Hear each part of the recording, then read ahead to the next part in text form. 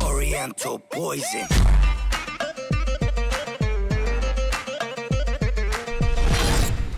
Wassalam alaikum à tous mes très chers abonnés, j'espère que vous allez bien, que toi bien pour vous et que votre migration porte bien. Aujourd'hui on est là pour l'une aussi des plus belles vidéos qu'il y aura sur ma chaîne je pense. Aujourd'hui on n'est pas n'importe où, on va vous expliquer un petit peu où on est et surtout on va vous expliquer où on va aller juste après, en espérant que cette vidéo vous plaise. N'oubliez pas vraiment le petit like, le petit abonnement, le petit partage, il y aura la chaîne de mon frère en description Inch'Allah. Donc voilà, pour ceux qui veulent suivre un petit peu, n'hésitez pas. Et aujourd'hui je te laisse un petit peu leur expliquer où on est ici et où on va aller après. Alors on est toujours à Médine, on est dans la ville de Médine en Arabie. C'est la ville qui a accueilli le prophète, paix sur lui, on l'avait expliqué dans l'ancienne, dans la vidéo d'avant. Alors on est dans une palmeraie. Ici, si tu peux tourner un petit peu, tu vas voir, il y a les palmiers qui sont producteurs de dattes. On est venu pour consommer quelques dattes, en acheter. C'est un bel endroit parce que ça nous permet de nous apaiser quelque peu. Tu vois l'ambiance qui règne ici et de manière générale à Médine. Dans quelques temps, là, dans quelques minutes, on va partir d'ici, on va aller visiter la première mosquée de l'islam, la mosquée de Quba. Parce que beaucoup se trompent, pensent que la première mosquée c'est la grande dans laquelle on était. Mais en fait la première c'est une mosquée un peu plus petite et on va vous la montrer tout à l'heure, on va vous expliquer un petit peu l'histoire de celle-ci Inch'Allah. Est-ce que tu connais un petit peu l'âge de cette mosquée? La mosquée de Quba? Oui. Elle a plus de 14 siècles maintenant. Elle a...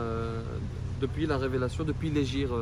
D'accord, elle a un peu plus de 14 siècles et celle du prophète Mohammed a 14 siècles aussi à peu près. Voilà. Donc elles n'ont pas vraiment. Enfin, quoi qu'après. Elles sont contemporaines. Voilà, elles ont été construites l'une après l'autre, mais la mosquée de Quba, elle a ce site particulier que c'est la première qui est sortie de terre.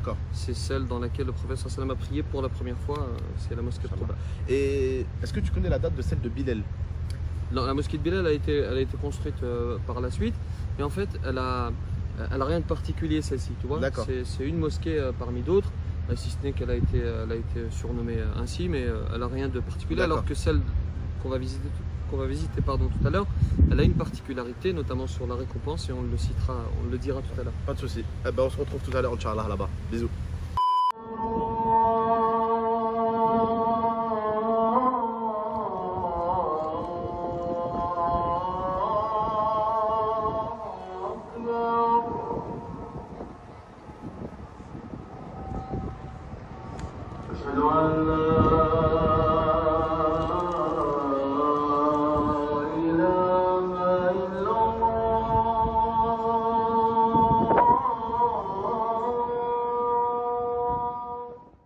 Et bien re tout le monde, donc là on est devant la première mosquée de l'islam, elle est juste derrière nous. Et pour vous dire, là vous la voyez petite, c'est parce qu'on est en train d'utiliser le grand angle. Donc nous on doit être de taille assez bizarre, donc forcément la mosquée elle paraît petite alors qu'elle est juste énorme, voilà. Bon, je vais te laisser un peu parler, pour raconter ce que tu as à raconter sur cette magnifique mosquée qui est quand même notre première mosquée. Alors, dans la continuité de la présentation qu'on a faite dans l'ancienne vidéo pour de la mosquée, sachez que celle-ci c'est la première mosquée de l'islam. Le prophète, en fait, quand il arrive de Médine, avant d'arriver dans le centre-ville, on est ici à peu près à 3 km du centre-ville. On pourrait donner toutes ces infos. Quand vous êtes dans un dîner, par exemple, vous pouvez sortir toutes ces infos, c'est toujours intéressant. Donc, on est à peu près à 3 km. Quand il arrive ici, tout le monde vient l'accueillir ici. Et évidemment, tout le monde veut qu'il dorme chez tout le monde. Tu vois, chacun lui propose viens chez moi, etc.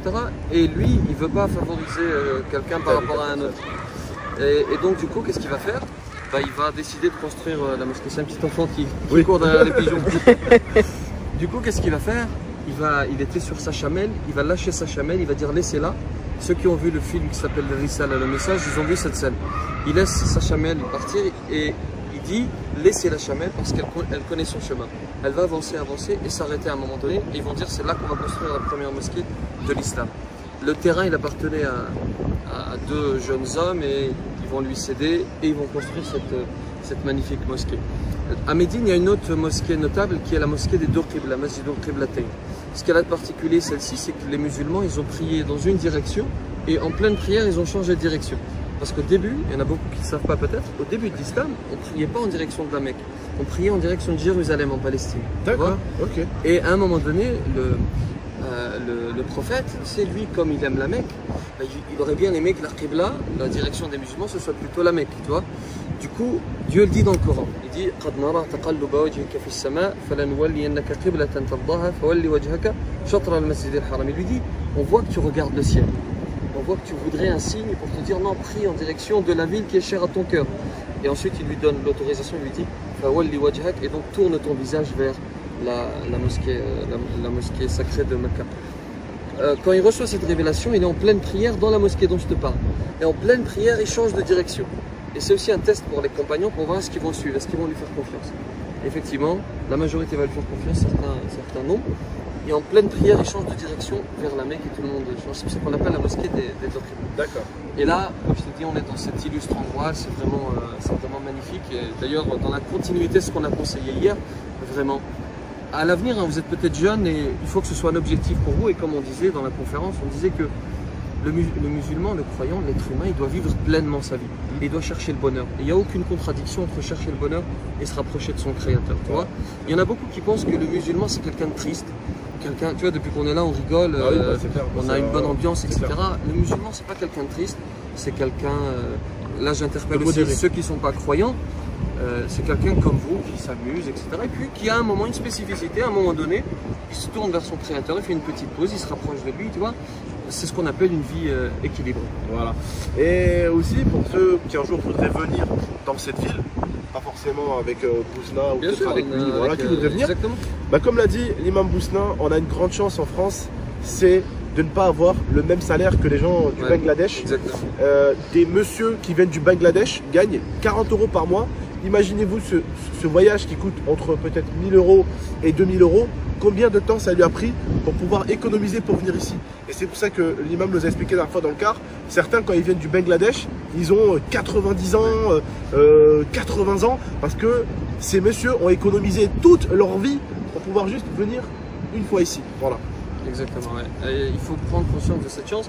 Et de manière générale, ça permet de dire que, en fait, on a trop tendance à nous plaindre et à regarder ce qui nous manque au lieu de regarder ce qu'on a en fait. C'est clair. On a des choses magnifiques. C'est vrai. Et c'est quand on perd une chose qu'on prend conscience de la valeur de celle-ci. Voilà. Et on est triste parce qu'on se dit, j'ai perdu ça.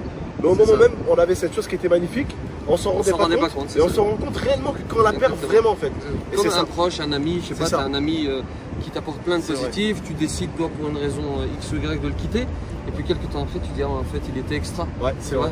Souvent, il y a du regret, mais parfois le regret, il ne sert à rien, malheureusement. Malheureusement. Voilà. On va aller vous faire visiter, Inch'Allah, la mosquée. Ouais. On va vous la faire visiter en grand angle pour que vous puissiez vraiment toute bien la voir. Donc, tour, si vous la voyez de façon assez bizarre, c'est normal, on est en grand angle pour que vous la visitez au maximum. Voilà, on y va, c'est parti. Voilà, j'attendais juste qu'ils finissent pour vous montrer un petit peu. Voilà l'intérieur de la mosquée. Voilà, elle est magnifique, Masha'Allah. On va prier ici et puis après on va aller à l'hôtel. Voilà, je suis toujours avec le grand angle pour que vous puissiez bien la voir. On est avec l'imam qui allait boire. Vous avez l'impression qu'il est très loin, mais il est juste là à côté.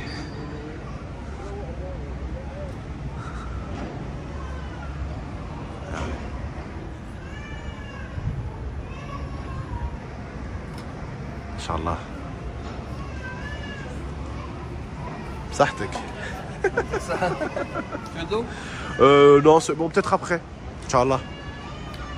Voilà, je vous laisse, on va aller prier. Et je vous fais à tous de gros bisous en espérant que ça vous a plu. Petite question, comment ils font quand il pleut? Non, c'est hermétique, ça laisse pas passer l'eau. Ça laisse pas passer l'eau? Non, ça laisse pas passer. Ah d'accord, ok. C'est bien fait. Ok. Eh ben... Sinon tout le tapis il serait mouillé. Eh ben, d'accord. Voilà, ça laisse pas passer l'eau. Voilà, petite question que vous vous serez peut-être posée dans la vidéo. J'y réponds, je vous laisse. Salam tout le monde. Et bien, tout le monde, donc là, on est à un endroit très important pour nous aussi. Je vais lui laisser rapidement vous expliquer. En tout cas, moi, il m'a tout expliqué en détail. Il a expliqué au groupe qui est avec nous. Et je vais lui laisser vous expliquer. On est dans un endroit qui s'appelle Uhud. Ici a eu lieu la fameuse bataille de Uhud. Vous aviez l'armée des musulmans et l'armée des ennemis.